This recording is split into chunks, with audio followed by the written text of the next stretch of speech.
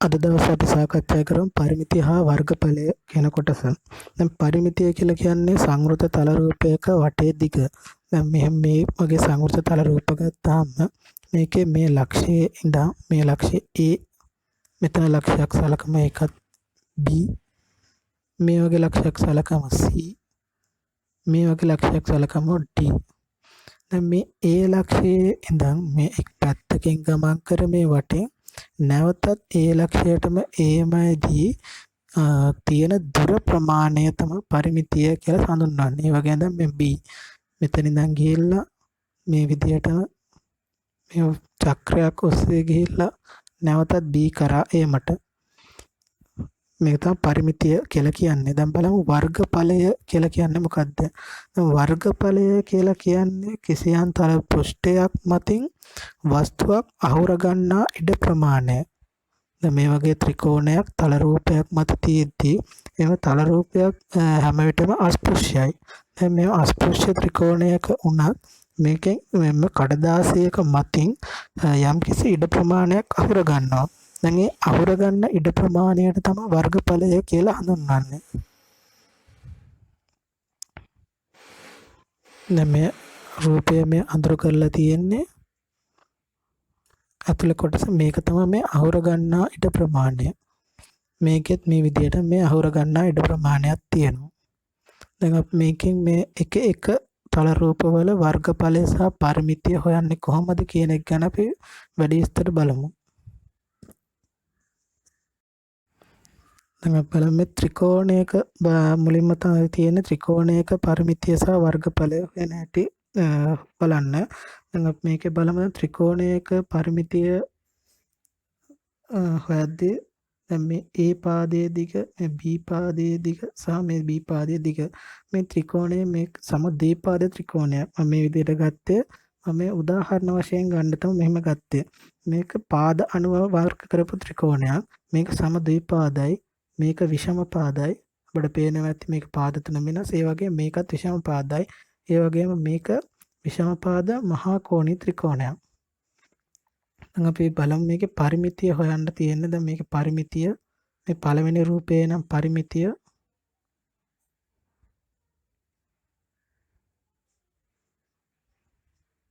මේකේ පරිමිතිය සමාන වෙන්නේ A ධන B ධන B. මේකේ පරිමිතිය සමාන වෙන්නේ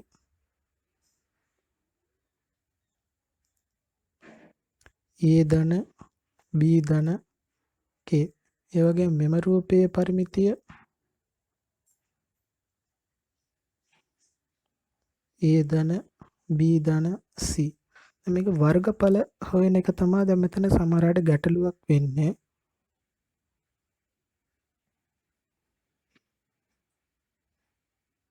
දැන් මේ වගේ ත්‍රිකෝණයක වර්ගඵලය හොයන පොදු සූත්‍රය තමයි භාගය වැඩි කිරීම ආධාරකයේ දිග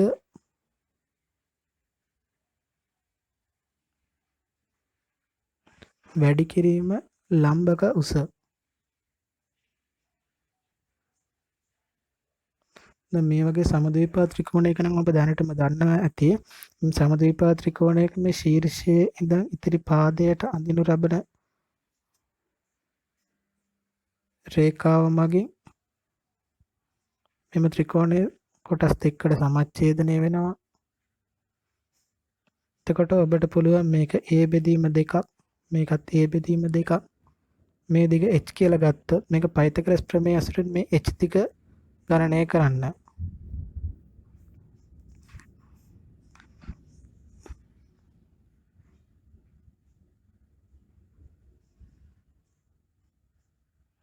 මේකෙත් තියෙන්නේ මේකෙත් ලම්බක උස හොයද්දී මෙතන ඉඳන් පහළ ශීර්ෂයට අඳින ලම්බකයක් මේක h මේ සූත්‍රයටමයි සමාන වෙන්නේ. මේකේ h හොයද්දී මේ b ධන මේ කොටස කිසියම් අගයක් ලෙස අරගෙන මේක x වගේ අගයක් අරගෙන මේ සම්පූර්ණ ත්‍රිකෝණයට පයිතගොරස් ප්‍රමේය දාලා හොයන්නත් පුළුවන්. එහෙම නැත්නම් ඔබට පහසුවෙන්ම කරන්න පුළුවන් මේ පාදයේ ඉඳන් ඉතුරුව තියෙන කෝණය ඉතුරුව තියෙන පාදයට ලම්බකයක් ඇඳ ගැනීම.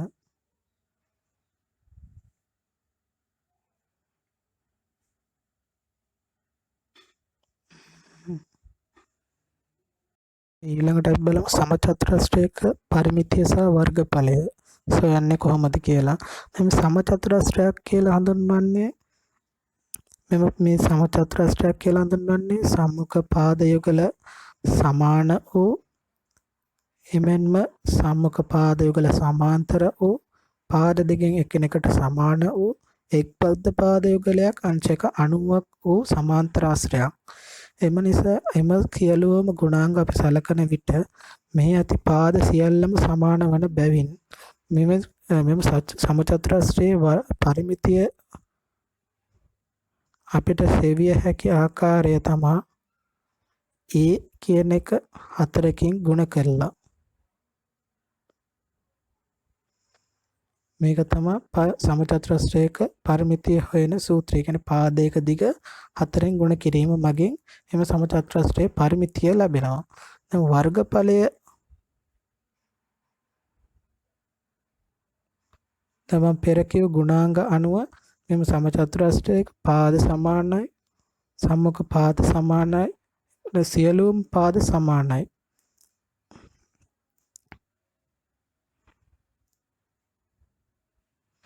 එම නිසා මෙවැනි සමචතුරස්‍රයක වර්ගඵලය අප සොයන ලබන්නේ A ගුණ කිරීම. A කියන්නේ A වර්ගය කියන්නේ පැත්තක දිගෙහි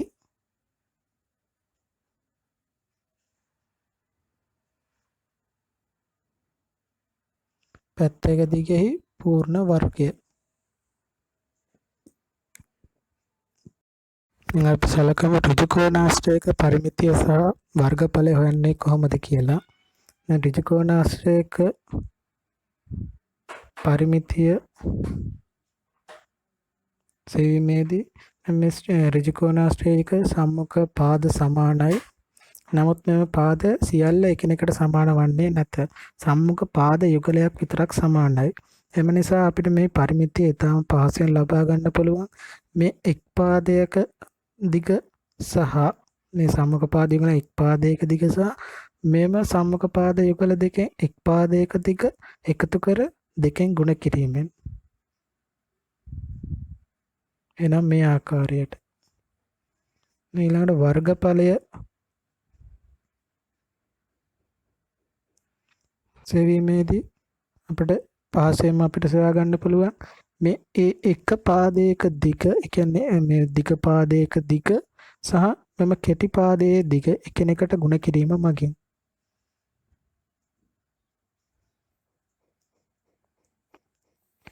අපි ඊළඟට සලකමු සමාන්තරාශ්‍රයක පරිමිතිය සහ වර්ගඵලය සොයන ආකාරය. සමාන්තරාශ්‍රයක පරිමිතිය ඍජුකෝණාශ්‍රයක සහ අනිත් ඒ වගේ පරිමිතිය සොයන ආකාරයටමයි. මොකද සමාන්තරාශ්‍රයක තියෙන්නේ මෙහි අංශක 90ක් වූ බද්ධ පාද යුගලයක් නැති වුවත් මෙහිද ඉදිරි පාද දෙක සමානයි, සම්මුඛ පාද සමානයි. නමුත් සියලුම පාද සමාන වන්නේ නැත. සම්මුඛ පාද යුගලයන් පමණක් සමාන වන බැවින් මෙහි පරිමිතියද අපට ඍජුකෝණාශ්‍රයක පරිමිතිය සෙවූ ආකාරයෙන්ම පාද දෙක දිග දෙකෙන් ගුණ කිරීමෙන් ලබාගත හැකිය. ඒ වගේම දැන් මේකේ වර්ගඵලය සෙවීමේදී දැන් ඔබට මේ වර්ගඵලය සෙවීමේදී ඔබට ලම්බක දිගක් ඇඳ ගැනීමට සිදු වෙන ලම්බක දිගක් සොයා ගැනීමට සිදු වෙනවා.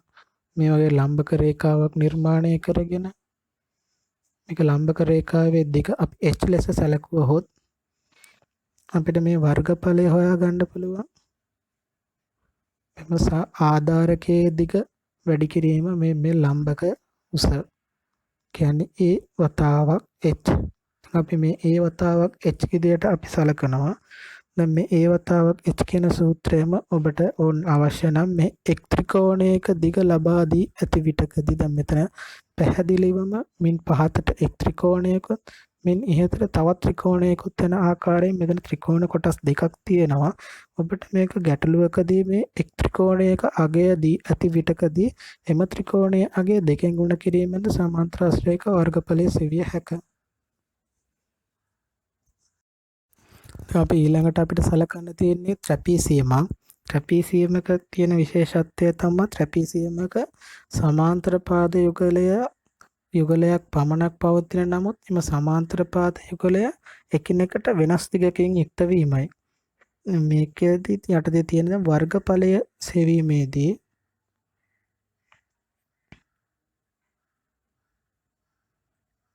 මෙම සමාන්තර පාද යුගලය අතර දිග එනම් මෙය එය ආධාරක දිග ලෙස සලකනු ලබයි. මින් ඉදිරියට මේ දිග h ලෙස සැලකුවහොත් සහ මෙහි දිග පාදයේ a සහ මෙම කෙටි පාදයේ දිග b ලෙස සැලකුවහොත්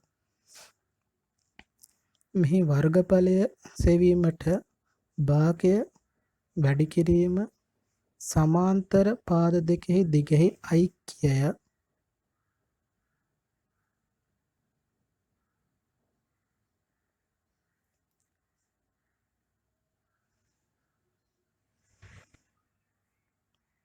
ගුණ කිරීම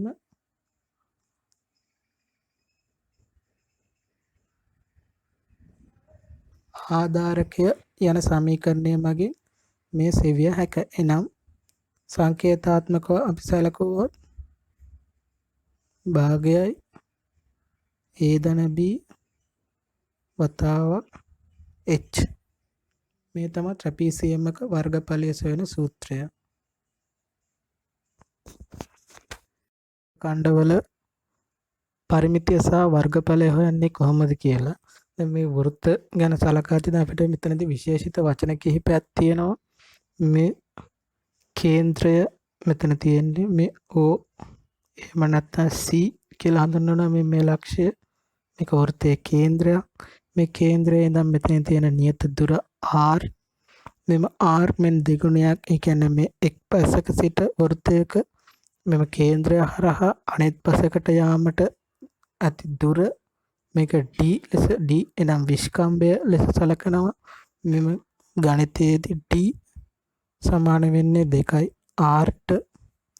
දැන් අපිට මේකෙදි දැන් ඔබ ඕනෑම වෘත්තයක දැන් ගෙදරදී ඕනෑම වෘත්ත හැඩති වස්තුවක් අරගෙන එම වස්තුවේ මේ වටේ දිග මෙම විස්කම්භයෙන් බෙද බැලුව විට ඒ අගය ඔබට තාම විස්මිත පිළිතුරක් ලැබේ. එම පිළිතුර සෑම විටම 7/22 යන අගයට සමාන වේ. දැන් මේ 7/22 කියන එක ගණිතයේදී අපි පයි කියන ග්‍රීක අකුර මගින් අපි සංකේතවත් කරනවා. දැන් ඔබට කිව්වකේ පෙර කලින් කිව්වා වගේ දැන් මේකේ වටේ දිග අපි සැලකුවොත් c ලෙස මෙම වටේ දිග මම d ගෙන් බෙද තමයි බලන්නයි කියලා කිව්වේ. ගෙන් බෙදපුවාම f කියන phi කියන එකක් හම්බුණා. එතකොට c කියන්නේ phi d. නමුත් මේ d කියන එක 2යි r ට සමාන වෙන නිසා මේ c කියන එක 2යි r. නමුත් අප ගණිතයේදී මෙම ඉලක්කම් මුලට ලියන බැවින් මේ 2යි පයි r ලෙස සැලකයි. මෙම වෘත්තයට පමණක් මේ වෘත්තාකාර හැඩති වස්තුවකට පමණක් පරිමිතිය පරිධිය යන වචනයෙන් සලකනු ලබනවා. යන පරිධියෙහි දිග යන වචනයෙන් සලකනවා.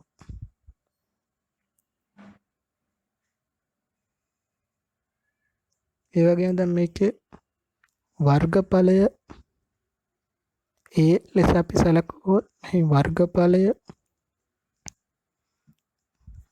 පෙරකී පයි සහ මෙම අරයක වර්ගඵලය මෙම අරයක දිගෙහි වර්ගයකට සමාන වෙනවා.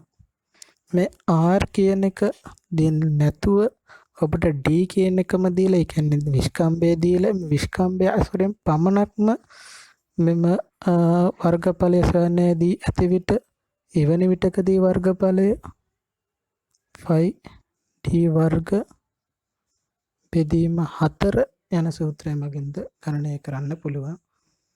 මෙම දෙක මාගෙන් සමානයි. දැන් අපිට මේ කේන්ද්‍රික අපිට ඊළඟට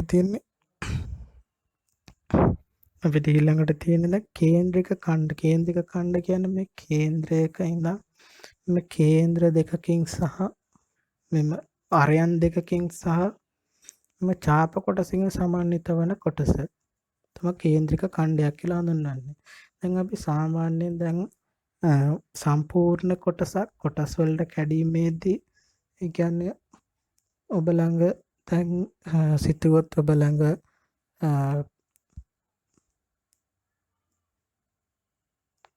රුපියල් 10ක මුදලක් තියෙනවා. ඔබට ටොෆි 5ක් කඩයකින් මිලදී ගන්න පුළුවන් එම රුපියල් 10 දීලා. එහෙමනම් ටොෆි දෙකක් මිලදී ගැනීමට ඔබට කොපමණ මුදලක් යනවාදයි සොයා ගැනීමට නම් ඔබ මෙම එක ටොෆි එක මිල මෙම ටොෆි ගණනෙන් වැඩි කළ යුතුයි. ඒ වගේම තමයි දැන් මෙතනත් මේ ඡාප දිග කියන එක හොයාගනිද්දී මෙම වෘත්තයේ මුළු පරිමිතිය ඒ කියන්නේ මේ 25R කියන දිග අපි මේ මෙතන තියෙන මේ කෝණයෙන් වැඩි කරනවා. කියන්නේ සම්පූර්ණ කෝණය තියෙනවා 360. එම 360කින් තීටා ප්‍රමාණයක දිග කොපමණද? මේක තමයි මේ ඡාප දිග. මේ ඡාප දිග සමාන වෙනවා 25R වතාවක් තීටාගෙන් 360. ඒ වගේම දැන් වර්ගඵලය සැලකුවොත් දැන් මම පෙර කීමේ ටොෆි උදාහරණය හා සමානව සැලකුවොත් මෙහි වර්ගඵලය ලෙස අපිට ලැබෙනවා මෙම πr වර්ගය කියන්නේ මුළු ත්‍රිකෝණයේ වර්ගඵලය නම් මෙම කොටසේ නම් මම මේ අඳුරු කර ඇති කොටසේ වර්ගඵලය කොපමණදයි සොයා ගැනීමට 360කට නම් πr වර්ගයක් එනම් තීටාට කොපමණද යන සූත්‍රය තමයි භාවිතා කරන්නේ. සිල්ලකාශිත මේ නිර්මාණාත්මක ගැටලුවක් දීලා තියෙන්නේ. මේක පළවෙනි කොටසේ දීලා තියෙන්නේ ABC ත්‍රිකෝණයේ වර්ගඵලය. ABC ත්‍රිකෝණයේ වර්ගඵලය අපිට පේනවා ඇති මේ සමචතුරස්‍රය කියන්නේ ABCD සමචතුරස්‍රයේ වර්ගඵලයෙන් හරි අර්ධයක්. එම නිසා ABC ත්‍රිකෝණ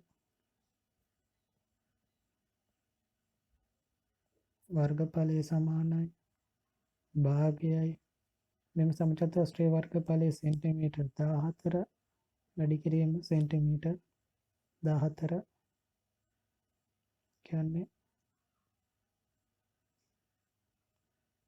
වර්ග සෙන්ටිමීටර් 98යි. මේක දෙවෙනි කොටස විදිහට දීලා තියෙන්නේ AQCB කේන්ද්‍රික ඛණ්ඩයේ වර්ගඵලය. AQCB කියන්නේ මේ වර්ගඵලය. මේ කේන්ද්‍රික ඛණ්ඩ කෝණය අංශක 90යි.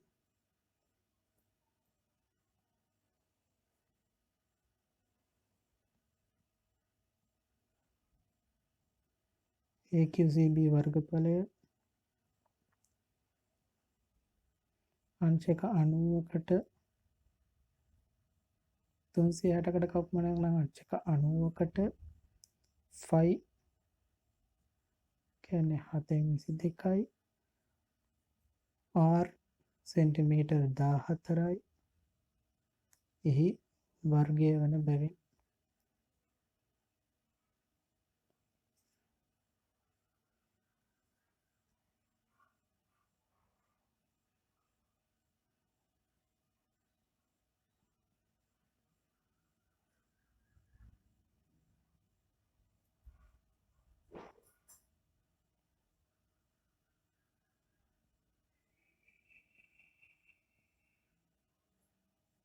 සෙන්ටිමීටර් 154යි.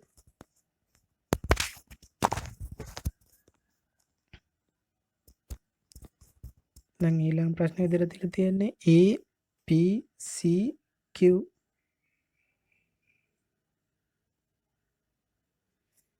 APCQ ඒ කියන්නේ මේ කොටසේ වර්ගඵලය. දැන් අපිට ඒ කොටසේ වර්ගඵලය හොයන්න නම් අපිට පේනවා ඇති දැන් මේ අපි මුලින්ම සොයාගත්තේ මේ මුලින් කියපු මේ ත්‍රිකෝණයේ වර්ගඵලය. ඊට පස්සේ අපි හිතුව මේ සම්පූර්ණ කොටසේ වර්ගඵලය. ඒ කියන්නේ මේ සම්පූර්ණ එක මේ ABQC කොටසේ කියන්නේ ABQC කේන්ද්‍රික ඛණ්ඩ වර්ගඵලයෙන් ABC ත්‍රිකෝණයේ වර්ගඵලය අඩු කළ විට AQCA කොටසේ වර්ගඵලය ලැබෙනවා. ඒ AQCA වර්ගඵලයෙන් දෙගුණයක් තමයි APCQ කොටසේ වර්ගඵලය දීලා තියෙන්නේ. එහෙනම් දැන් අපි APCQ කොටසේ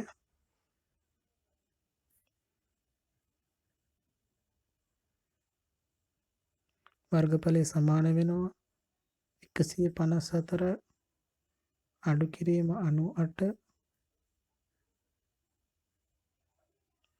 ගුණ කිරීම 2 වර්ග සෙන්ටිමීටර්.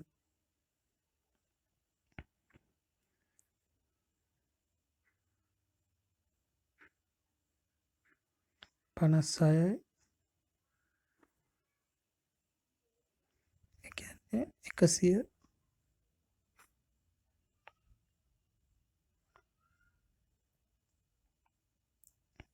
වර්ග සෙන්ටිමීටර් 112ක කොටසක් මේ APCQ සපුරාලනවා. අපි ඊළඟ ගැටලුවට යමු. ඊළඟ ගැටලුවේ දීලා තියෙන්නේ මල්පෙති කැටති කොටස් 4හි පමණක් පරිමිතිය. දැන් මේ එක කොටසක පරිමිතිය අපි හොයාගත්තොත් මේ කොටස් 4න් කොටස් මේ මල්පෙති කොටස් 4න් පරිමිතිය අපිට සොයා ගන්න පුළුවන්. දැන් අපි මුලින්ම මේ AQC මේ ඡාප දිගේ දිග අපි සොයා ගමු.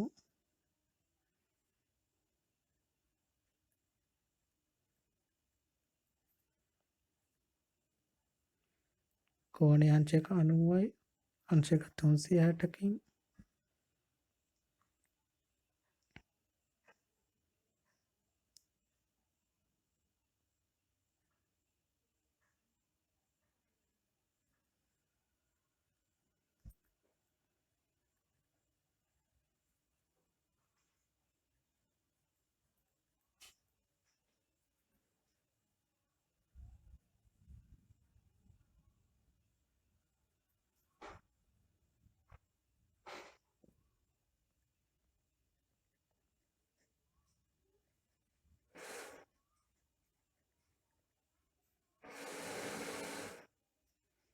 මෙතන සෙන්ටිමීටර් 22යි මේ AQC ඡාප කොටසේ දිග විතරක් සෙන්ටිමීටර් 22යි නම් ඒ වගේ දෙගුණයක් තමයි මේ සම්පූර්ණ එක් මල් පෙත්තක්.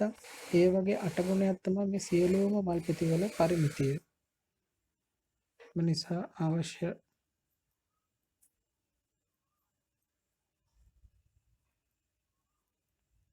පරිමිතිය සමාන වෙන්නේ මේ සෙන්ටිමීටර් 22 වගේ 8 ගුණයක්.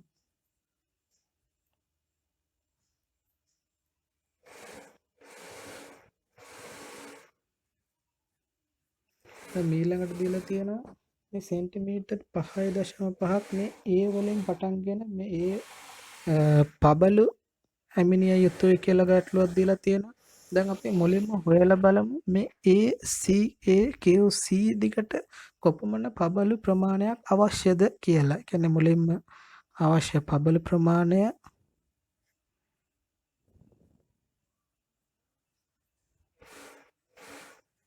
AQC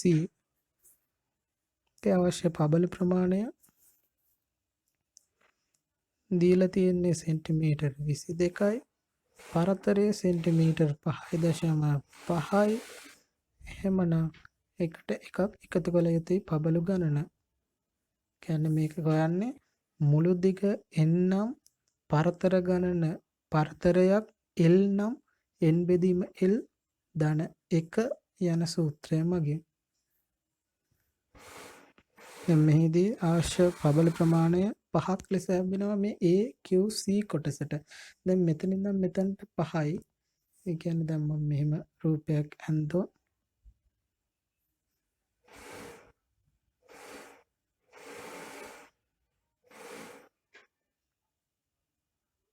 මේක දලව ඇඳලා තියෙන්නේ. මෙතනින් ඉඳන් මෙහෙම 5ක් එද්දී කියන්නේ මේ කොටසකට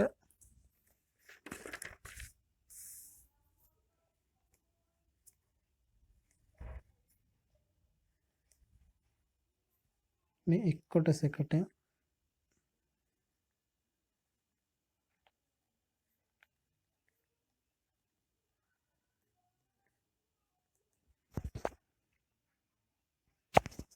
එතකොට මේ වගේ තමයි මේකේ මේ පබළු අමුණන්නේ මේ කොටස් වලට.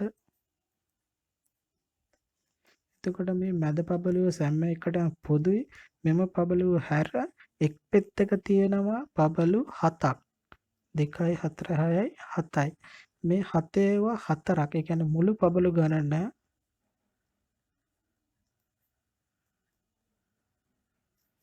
එක් මල් පෙත්තකට පබළු 7යි.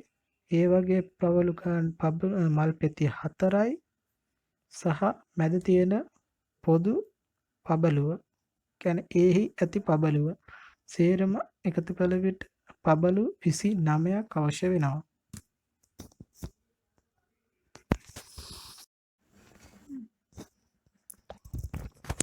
දැන් මේ ගැටලුව අපි සලකමු.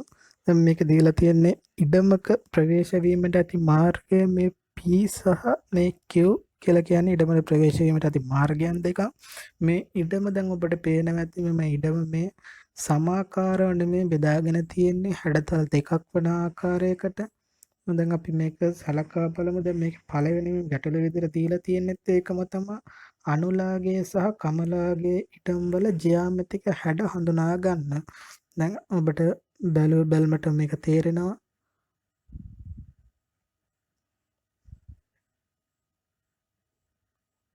අනුලාගේ ඉඩම ත්‍රිකෝණාකාරයි.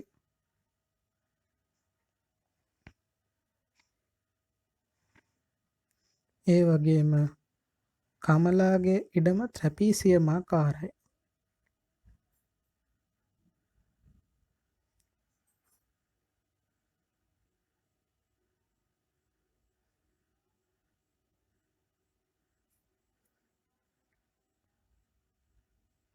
ඔබ ජ්‍යාමිතික හැඩය හඳුනනවා නම් ඔන්න අපට ලකුණු ලබා ගන්න තියෙන හොඳ අවස්ථාවක්. දැන් ඊළඟ ගැටලුව අනුලාට ලැබෙන ඉඩමේ වර්ගඵලය කොපමණද? දැන් අනුලාට මේ ත්‍රිකෝණාකාර කොටසක් ලැබිලා තියෙන්නේ. ඔබ දන්නවා දැන් ත්‍රිකෝණාකාර කොටසක වර්ගඵලය හොයන සූත්‍රය භාගයයි ආධාරකයේ උස විදියට ආධාරකය මේ මීටර් 80යි.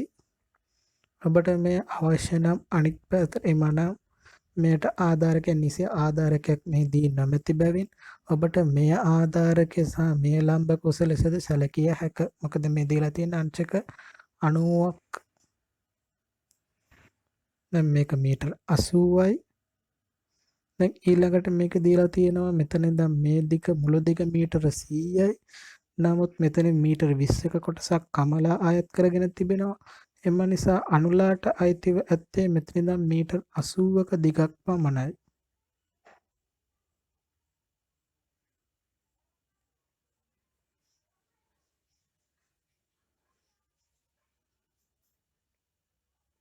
මෙහිම වර්ගඵලය සෙවීමට ඇති කොටස හරහා ඔබට වර්ගඵලය සෙවීමට ඇති කොටස හරහා එම දිග ආශ්‍රිත පොඩි ගැටලුවක්ද ඇතුළත් කරලා තිබෙනවා. දැන් ඊළඟට දීලා තියෙන අනුලාට සහ කමලාට ලැබෙන ඉඩම් අතර වර්ගඵලයේ අනුපාතය කුමක්ද? අනුලාට ලැබෙන ඉඩමේ වර්ගඵලය නම් අපි හොයාගත්තා. දැන් කමලාට ලැබෙන ඉඩමේ වර්ගඵලයත් ඔබ සොයාගත යුතුයි.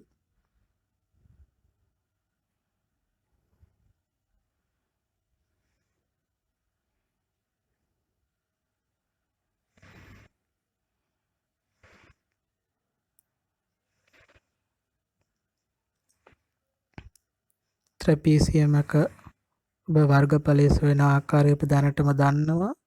සමාන්තර පාද දෙකේ ඓක්‍ය භාගයයි සමාන්තර පාද දෙකේ දිග ඓක්‍ය වැඩි කිරීම ආධාරක උස. එනම් භාගය වැඩි කිරීම 120 වැඩි කිරීම 80යි වර්ග මීටර්.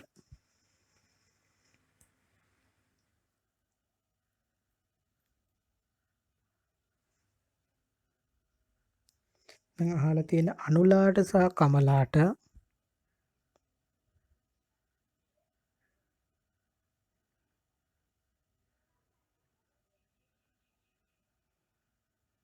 අනුලා සහ කමලාගේ ඉඩම් අතර අනුපාතය අනුලාට ලැබිලා තියෙන්නේ 3200ක් වන විට කමලාට 4800යි.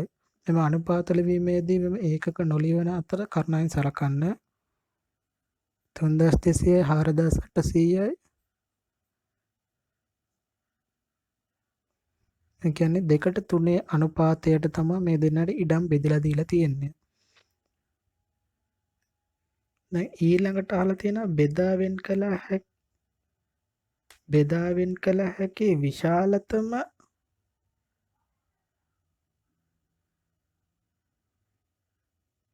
දැන් ඊළඟ ගැටලුවේ දීලා තියෙන්නේ සමාන ඊළඟ ගැටලුවේ දීලා තියෙන්නේ මෙම මේ අසමාකාරව බෙදාගන්නේ නැතුව මෙම වර්ගඵලයක්වත් ලැබිය යුතුයි. නමුත් මෙම PQද ඔවුනොවුන්ටම අයිති විය යුතුයි. එලෙස ලැබිය හැකි ආකාරය නම්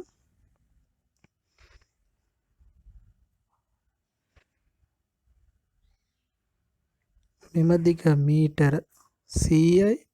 මෙම P කමලාට අයිති වන බැවින් මේ ඉහළ කොටස කමලාටද මේ පහළ කොටස අනුලාටද ලැබෙන පරිදි මේ බෙදා වෙන් කරගත යුතුයි. එතකොට මේ දිග x මේ දිග y. දැන් අපි මේ දෙක ලියාගමු. කමලාට ලැබෙන ඉඩමේ පළල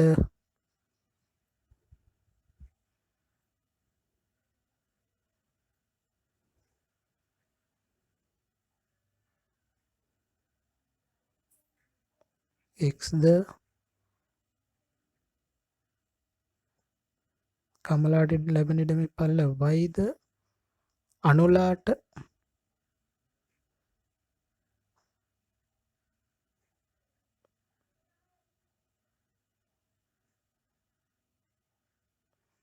ලැබෙන ඉඩමේ පළල xද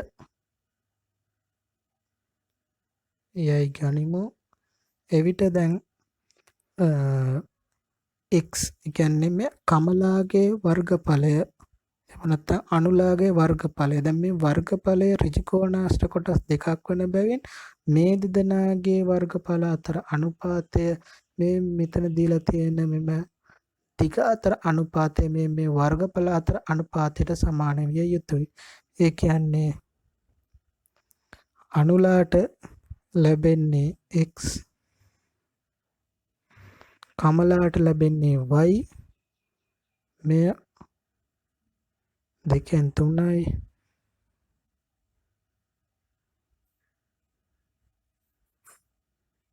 අනුපාත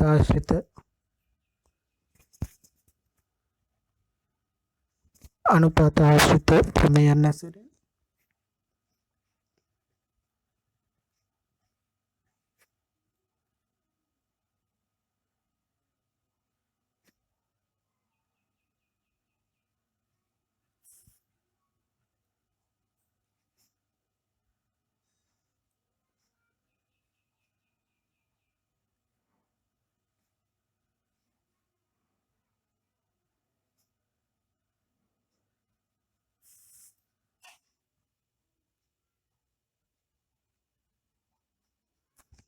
මෙම මේ අනුපාත ආශ්‍රිත ප්‍රමේය අප දන්නවා නම් මෙම ගැටලුව ඉතාමත්ම පහසුවෙන් සාදාගත හැකිය.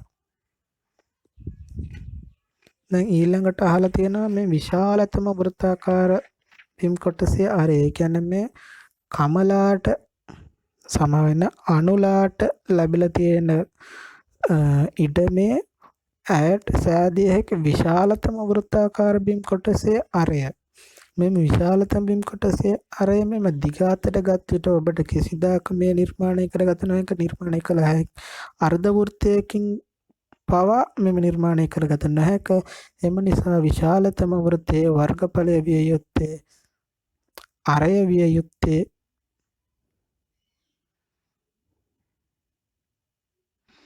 මෙම මුළු දිගෙන් අර්ධයක්. එනම් මේ විස්කම්භයක් වන පරිදි සෑදිය හැකි වෘත්තයක් තමයි විශාලතම වෘත්තයක් වන්නේ ඉන් අර්ධයක්. එම නිසා අරය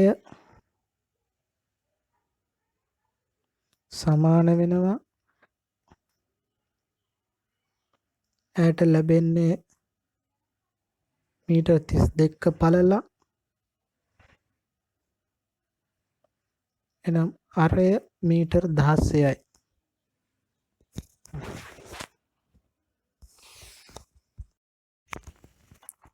මේ උද්‍යානයක් ආශ්‍රිත ගැටලුවක් දීලා තියෙන්නේ. මේක මේ මුලින්ම දීලා අහලා තියෙන්නේ අර්ධ වෘත්තයේ අරය. ඒ කියන්නේ මේ උද්‍යානයේ මේ අර්ධ වෘත්තයේ අරය. මෙතන ඉඳන් මේ එක් කොටසක අරය ඇවිල්ලා මේක මීටර් 28යි නම් මීටර් 14යි.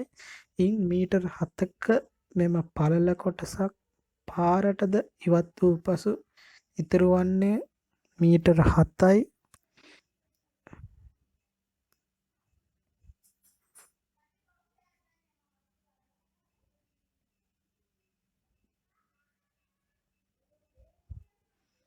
කියන්නේ මීටර් 7යි පිළිතුර. ඊළඟට මේම උද්‍යානයේ වර්ගඵලය අහලා තියෙන. ඒ කියන්නේ මේ අර්ධ වෘත්තාකාර කොටසේ වර්ගඵලය එකතු කිරීම මෙම ඍජුකෝණාශ්‍ර කොටසේ වර්ගඵලය.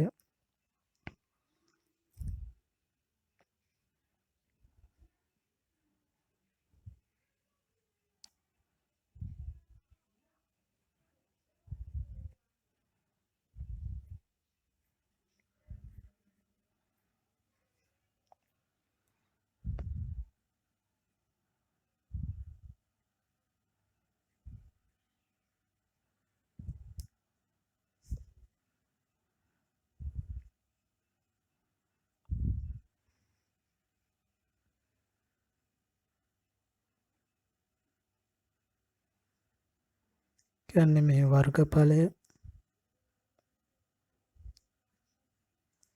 මෙච්චරයි මුළු වර්ගඵලය. පාරේ වර්ගඵලය අහලා තියෙන. පාරේ වර්ගඵලය හොයන්න නම් මේ මුළු රූපේ වර්ගඵලයෙන් උද්‍යානයේ වර්ගඵලය අඩු කළ යුතුයි.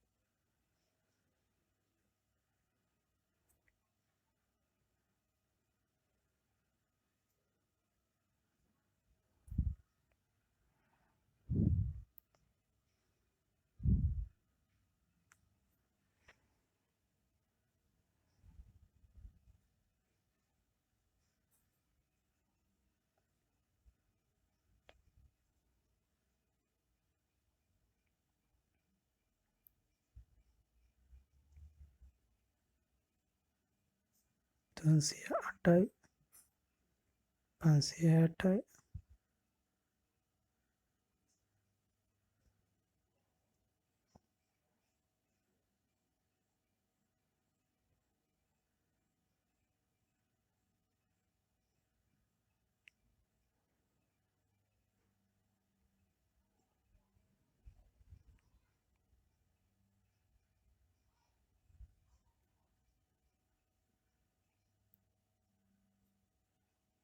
වර්ග මීටර් 511යි.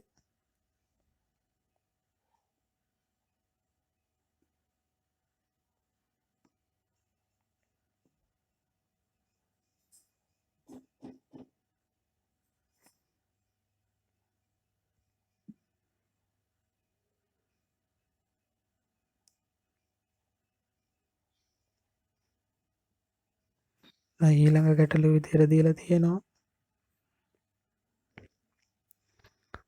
AB එක් මායිමක් වනසේ වර්ග මීටර් 180ක් වන රථකාලයක් නිර්මාණය කළ යුතුයි. එහෙනම් රථකාලයේ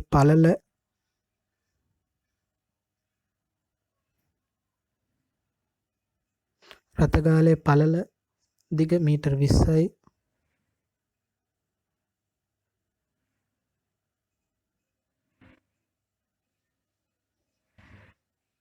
සමා වෙන්න පළල සෙන්ටිමීටර් මීටර් x ලෙස පළල මීටර x ලෙස ගනිමු. එවිට x වතාවක් 20 මීටර වර්ග මීටර 180ට සමාන වෙත වේ. නමුත් සමීකරණයකදී මෙම දෙපසේ යෙදීම සමාන වන බැවින් මේ වර්ග මීටර කොටස ලියන්න මත x සමාන වෙන්නේ මීටර් 9කට. මෙය දල සටහනකින් ඇඳ දක්වන්නයි සලහන් කරලා තියෙනවා. AB එක් මායමක් වන ලෙස නම් මේ ABට එක් පසකින් පිහිටිය යුතුයි.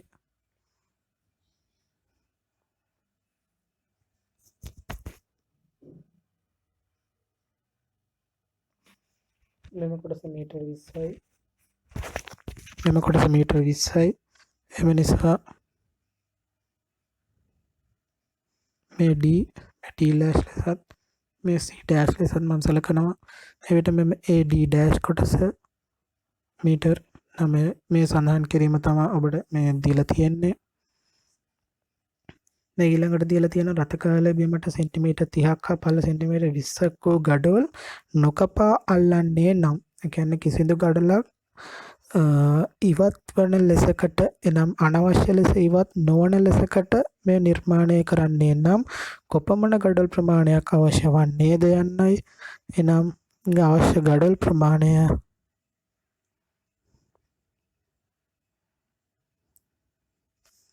මුළු වර්ගඵලය එක් ගඩොලක වර්ගඵලයෙන් බෙදිය යුතුයි.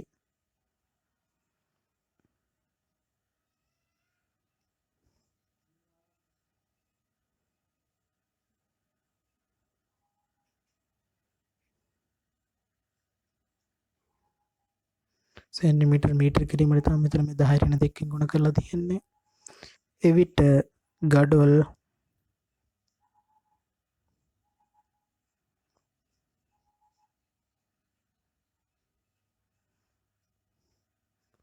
3000ක් අවශ්‍ය වෙනවා. මේ ලෙස මෙම ගණන් සියල්ලම අවසానයි.